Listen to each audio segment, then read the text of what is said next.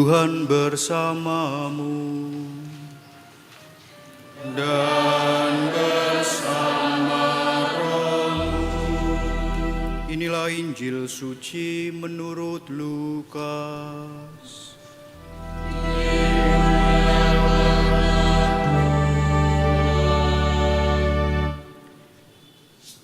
Sekali peristiwa, datanglah beberapa orang kepada Yesus dan membawa kabar tentang orang-orang Galilea yang dibunuh Pilatus dan darahnya dicampurkan dengan darah kurban yang mereka persembahkan. Maka berkatalah Yesus kepada mereka, "Sangkamu orang-orang Galilea itu lebih besar dosanya daripada semua orang Galilea yang lain, karena mereka mengalami nasib demikian? Tidak, kataku kepadamu, tetapi jikalau kamu tidak bertobat, kamu semua pun akan binasa dengan cara demikian. Atau sangkamu ke-18 orang yang mati ditimpa menara dekat Siloam lebih besar kesalahannya daripada semua orang lain yang diam di Yerusalem? Tidak, kataku kepadamu, tetapi jikalau kamu tidak bertobat, kamu semua pun akan binasa dengan cara demikian." Kemudian Yesus mengatakan perumpamaan ini. Ada seorang mempunyai sebatang pohon ara yang tumbuh di kebun anggurnya. Ia datang mencari buah pada pohon itu, tetapi tidak menemukannya.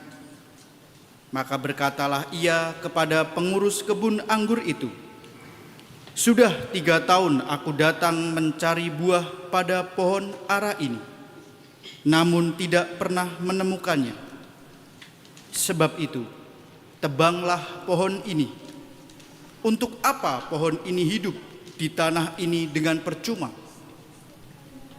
Pengurus kebun itu menjawab, "Tuan, biarkanlah dia tumbuh selama 1 tahun ini lagi. Aku akan mencangkul tanah sekelilingnya dan memberi pupuk kepadanya. Mungkin tahun depan akan berbuah.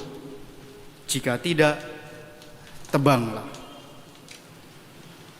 Demikianlah sabda Tuhan.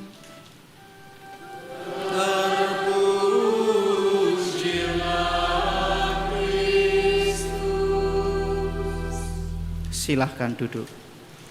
Bapak, Ibu, saudara-saudari, anak-anak, kaum muda semuanya, saya membawa beberapa sesuatu.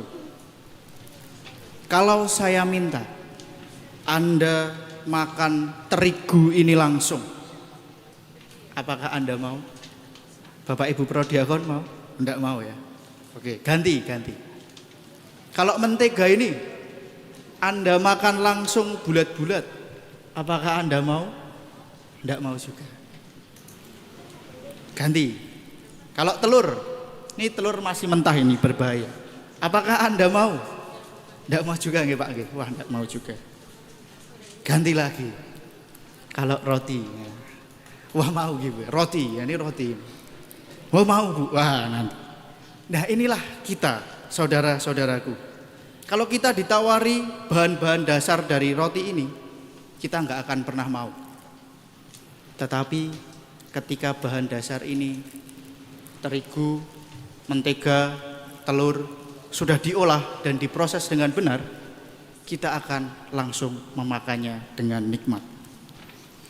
Bapak Ibu, inilah yang terjadi dengan kita yang diinspirasi juga oleh bacaan kita pada sore hari ini.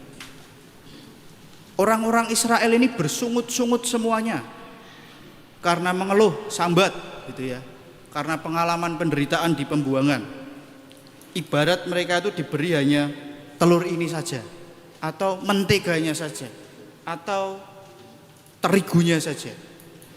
Tapi tidak bisa melihat gambaran besar rancangan Tuhan yang begitu besar akan hidup kita. Rancangan besar itu adalah ketika diproses dan menjadi kue yang sangat nikmat untuk disantap.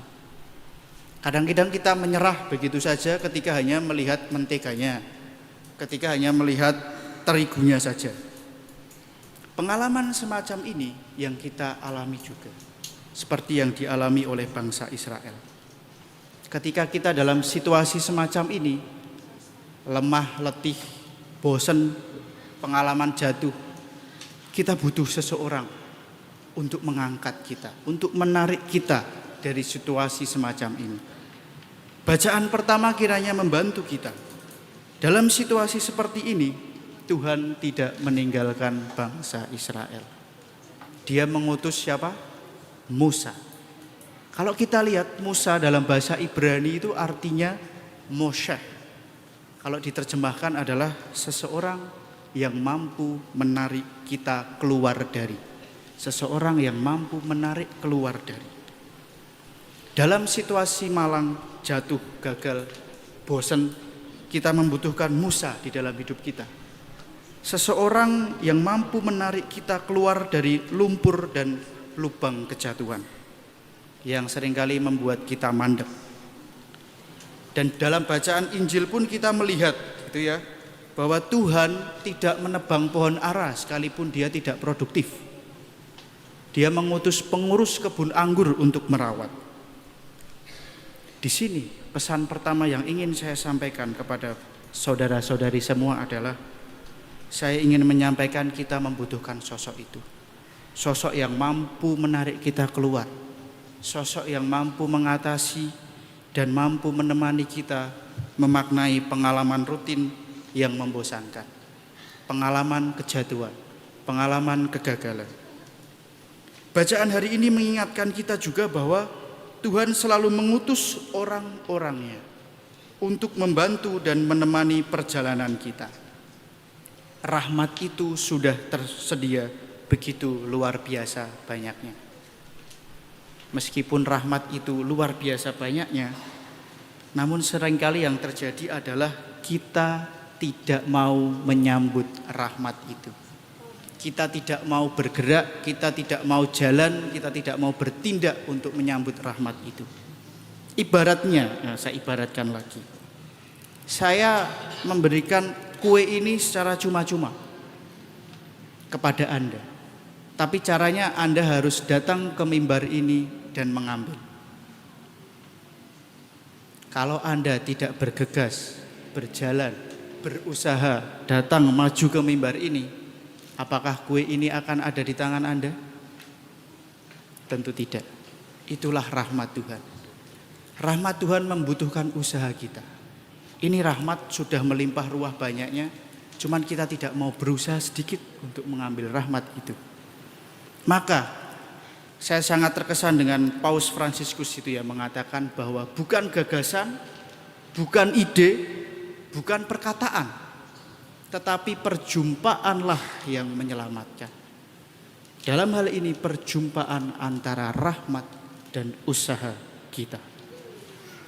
Lebih jelas lagi dalam bacaan Injil membantu kita untuk melihat ketika orang-orang bertanya tentang peristiwa orang di Galilea yang darahnya dicampur oleh Pilatus, kemudian ada yang tertimpa, ke-18 orang tertimpa menara di Siloam.